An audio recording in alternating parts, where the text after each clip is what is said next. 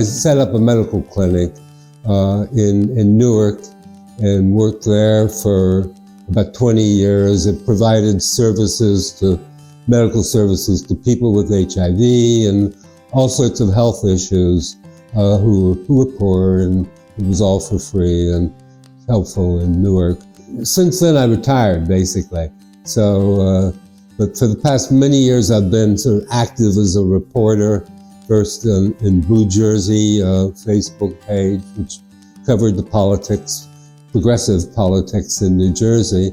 And then that sort of came to an end, so I've been, for the past 3 or 4 years, been working on writing a Facebook page called Blue Teaneck, which gets into important events, politics, activities that are in Teaneck, and that's more or less where I am now.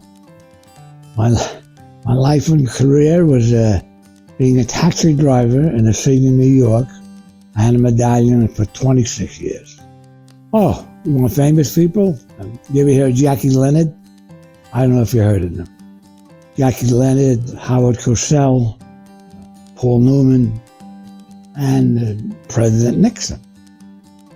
When he wasn't president, I picked him up on LaGuardia and I took him to where he lived naturally on Fifth Avenue. And I got a good tip. Because I was in the service, I was able to get a college education, to afford a college education at New York University, 1 degree in mechanical engineering and a graduate degree in industrial engineering. While I was going to college at night, I worked as a draftsman. That's somebody who works sort of not quite an engineer, somebody who makes drawings. I was pretty good at designing small machines.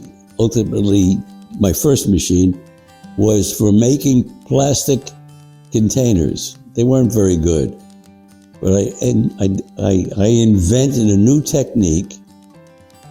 It was a machine that probably weighed about 25 tons, and it automatically melted plastic, converted it into a finished bottle like you'll find in your medicine chest. And I was going to sell these machines, and I said to myself, Paul, that's how I talk to myself, no, don't sell the machines, run them. The glass industry went on strike, and they couldn't, the big companies, the pharmaceutical companies couldn't buy glass containers. They had no choice but to look for people like us. And in about 2 or 3 months, we had our first profitable month.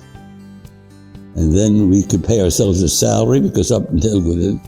And ultimately, near the end, before I sold our business, I had about 140 employees.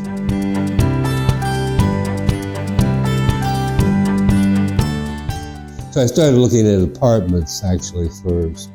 And the apartments seemed too small, not enough closets. They had a lot of extra charges for a variety of services. Most of them were near railroad tracks, so I decided I didn't want to move into an apartment. But I had been talking with friend Senator Loretta Weinberg, and she suggested, well, why don't you come and look at Arbor Terrace? And that met my needs. I was able to move most of my belongings from my house here, and just a lot of services. So I happily agreed. I and my dog agreed as well. It was very nice, very good.